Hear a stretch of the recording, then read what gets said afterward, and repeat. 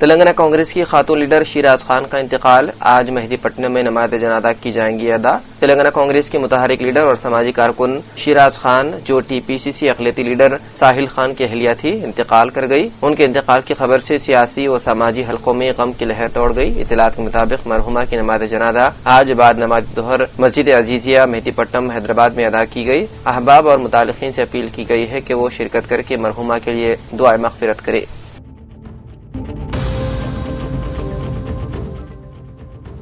پنجاب کے پٹیالہ ضلع میں راجپور اور شمبھو ریلوے اسٹیشنوں کے درمیان واقع ڈی ایف سی سی آئی کی ریلوے لائن پر کل دیر شب ایک زوردار دھماکے نے سبھی کو خوف اور دہشت میں مبتلا کر دیا۔ اس دھماکے کے بعد علاقے میں افراتفری کا ماحول پیدا ہو گیا اور حفاظتی دستوں نے واقعے کی فوری طور پر تحقیقات بھی شروع کر دی ہے۔ اطلاعات کے مطابق دھماکہ اس قدر زوردار تھا کہ اس کی آواز دور دراز کے علاقوں میں بھی سنائی دی۔ دھماکے کی خبر ملتے ہی ریلوے سیکیورٹی فورس، جی آر پی اور مقامی پولیس کے سینئر افسران پولیس دستے کے ساتھ موقع پر پہنچے۔ فی الحال کسی طرح کی جانی نقصان کی کوئی خبر نہیں ہے، لیکن کسی بڑے سازش کا اندیشہ ظاہر کیا جا رہا ہے۔ سیکیورٹی ایجنسیوں کو الرٹ کر دیا گیا ہے اور پورے علاقے کو سیل کر کے معاملے کی جانچ کی جا رہی ہے۔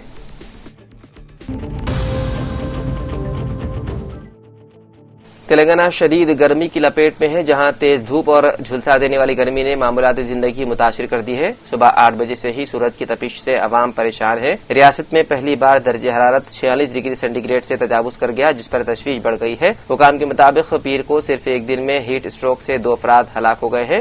نظام آباد ضلع میں سب سے زیادہ 46 ڈگری سینٹی گریڈ درجہ حرارت ریکارڈ کیا گیا، جبکہ عادل آباد، نرمل اور پیدا پلی اضلاع میں 45.9 ڈگری اور دیگر علاقوں میں 45 ڈگری سے زائد درجہ حرارت ریکارڈ کیا گیا۔ حیدرآباد کے مختلف علاقوں میں زیادہ سے زیادہ درجہ حرارت 42.5 ڈگری سینٹی گریڈ درجہ حرارت ریکارڈ ہوا، جس کے باعث شہری زندگی متاثر ہوئی۔ محکمہ موسمیات نے خبردار کیا ہے کہ آئندہ 3 دن تک ہیٹ ویو کی شدت برقرار رہے گی اور درجہ حرارت میں مزید 1 سے 2 ڈگری اضافہ ہو سکتا ہے۔ شمالی تلنگانہ کے چند مقامات پر ہلکی بارش کا بھی امکان ظاہر کیا جا رہا ہے۔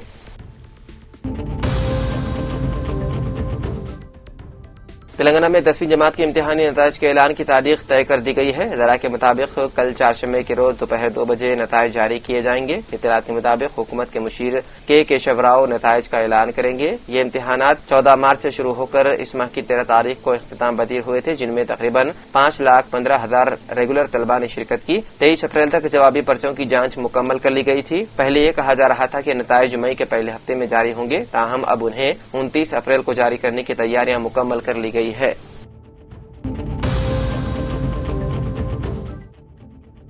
بی آر ایس کے سربراہ کے سی آر نے ریاست کی ابتر صورتحال پر تشویش کا اظہار کرتے ہوئے کہا کہ بی آر ایس کے دور حکومت میں زرعی شعبہ سمیت کئی شعبے ملک میں سر فہرست تھے۔ کانگریس کے دور حکومت میں تلنگانہ اراضیات پر قبضے، مکانات کی انہدامی، مالیاتی بد نظامی میں سر فہرست تھے۔ انہوں نے بی آر ایس کی ریاستی کمیٹی کے سوا دیگر تمام کمیٹیوں کو تحلیل کر دیا۔ بی آر ایس کی یوم تاسیس کے موقع پر تلنگانہ بھون میں منعقدہ ریاستی عاملہ سے خطاب کرتے ہوئے ان خیالات کا اظہار کیا۔ کے سی آر نے ریاست کے موجودہ حالات پر سخت برہمی کا اظہار کرتے ہوئے کئی بڑے فیصلے کیے۔ اس موقع پر انہوں نے کانگریس حکومت کی کارکردگی اور بی جے پی قائدین کے بیانات پر کڑی نکتہ چینی کی۔ پارٹی کے ورکنگ پریزیڈنٹ کے ٹی آر کو نئی کمیٹیوں کی تشکیل، رکنیت سازی اور تربیتی کلاسز کے انعقاد کی اہم ذمہ داریاں سونپی گئی ہیں۔